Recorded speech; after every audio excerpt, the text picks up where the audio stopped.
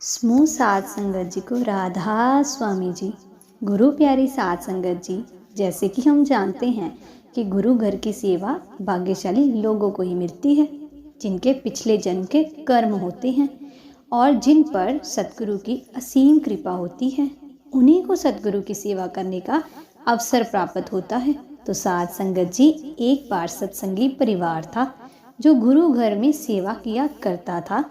उस परिवार का लड़का, जो कि दोनों पैरों से अपाहिज था, वो भी वहाँ सेवा किया करता था। सेवा करते करते उसका परिवार भी सोचता था कि हम सभी लोग गुरु घर में आकर इतनी सेवा करते हैं, फिर हमारे घर का लड़का ऐसे अपाहिज क्यों हुआ? इसका क्या दोष था?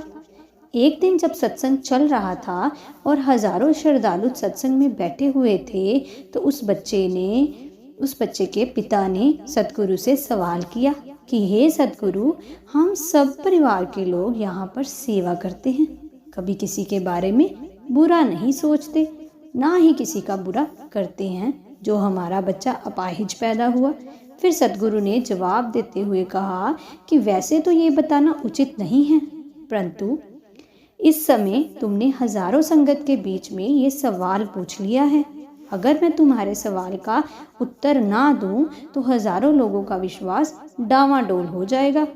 तुम पूछते हो तो सुनो। ये बच्चा, जिसकी दोनों टांगें बेकार हैं, ये पिछले जन्म में किसान का बेटा था। हर रोज खेत में अपने पिता को दोपहर के समय भोजन देने के लिए खेत में जाया करता था। एक दिन इसकी माँ ने दोपहर में खाना लगाकर रख दिया कि बेटा, खाना खाकर अपने पिताजी को भी दे आना। माँ ने खाना परोस कर रख दिया। तभी इसके दोस्त ने आवाज लगाई और ये खाना वहीं छोड़कर अपने दोस्त से बात करने के लिए बाहर चला गया। इतने में एक कुत्ता घर में अंदर घुसा और उस थाली में खाना खाने लगा। अब जैसे ही वह घर वापस आया तो कुत्ते को थाली में मुंह डालते हुए देखा तो पास में ही रखे एक लोहे की रोड को उठा लिया और इसने ये भी नहीं सोचा कि खाना तो अब झूठा ही हो चुका है। बिना सोचे समझे इसने उस कुत्ते की दोनों टांगों पर इतनी जोर से रोड से मारा कि उस बेचारे कुत्ते की दोनों टांगें टूट गई। वह कुत्ता दोनों पैरों से बेकार हो गया।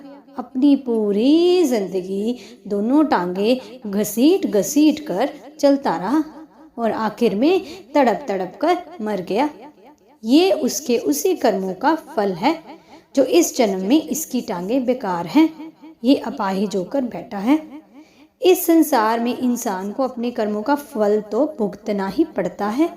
इस जन्म में अगर किसी की टांग तोड़ी है तो स्वाभाविक है कि अगले जन्म में अपनी टांग भी टूटेगी।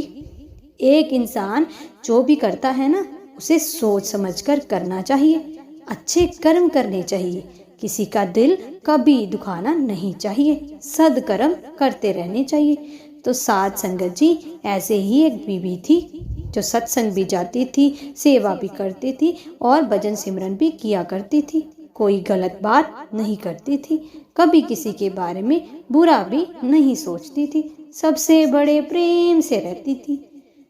केवल एक ही बात से परेशान थी कि उसका आदमी रोज किसी न किसी बात से उसे लड़ता, मारता, पीटता, झगड़ा करता था। कई बार उसे मार मार कर घायल कर देता। लड़ाई झगड़ा करना उसका रोज का काम था। वो बीवी बड़ी दुखी हो चुकी थी। एक बार वो बीवी अपने गुरु के पास गई और बोली, हे सच्चे पातशाह, मैं सत्संग में आती हूँ, जैसे आप कहते हैं भजन सिमरन भी करती हूँ, फिर भी मेरा पति मुझे रोज मारता है, ऐसा क्यों है? इसका क्या कारण है? महाराज जी ने कहा कि क्या तेरा पति तुझे रोज रोटी देता है? उसने कहा, हाँ, रोटी तो देता है। तो महाराज जी ने कहा, ठीक है, कोई बात नहीं।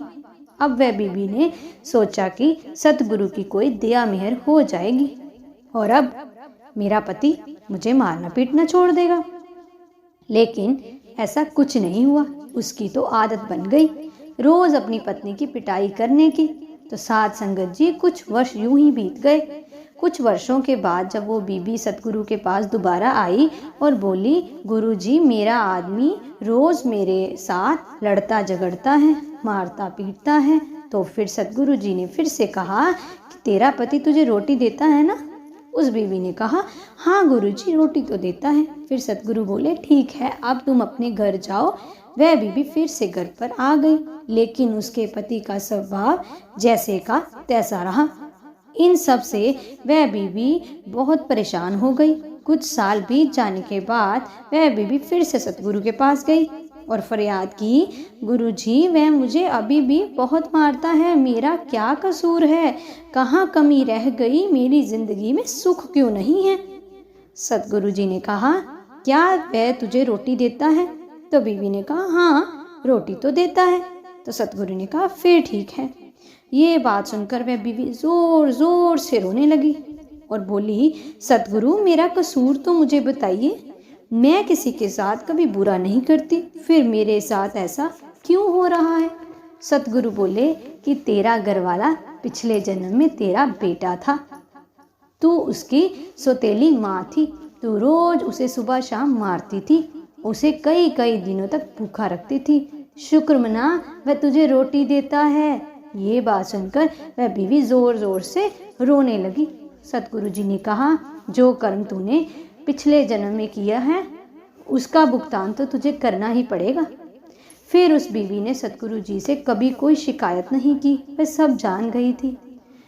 तो समूह साथ संगत जी, हमारे जीवन में भी कभी दुख तो कभी सुख आते रहते हैं।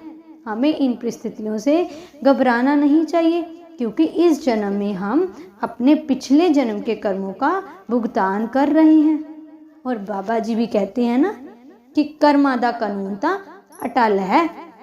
इसलिए साथ संगत जी, इसलिए हमें हमेशा अच्छे कर्म करते रहना चाहिए। तो समूह साथ संगत जी, अगर आपको मेरी साखी अच्छी लगी हो तो इस रूहानियत भरी साखी को शेयर ज़रूर करें और इस रूहानी चैनल परमार्थ साखियाँ एवं शब्द को सब्सक्राइब भी ज़रूर करें। समूह साथ संगत जी, प्यार भरी राधा स्वामी जी।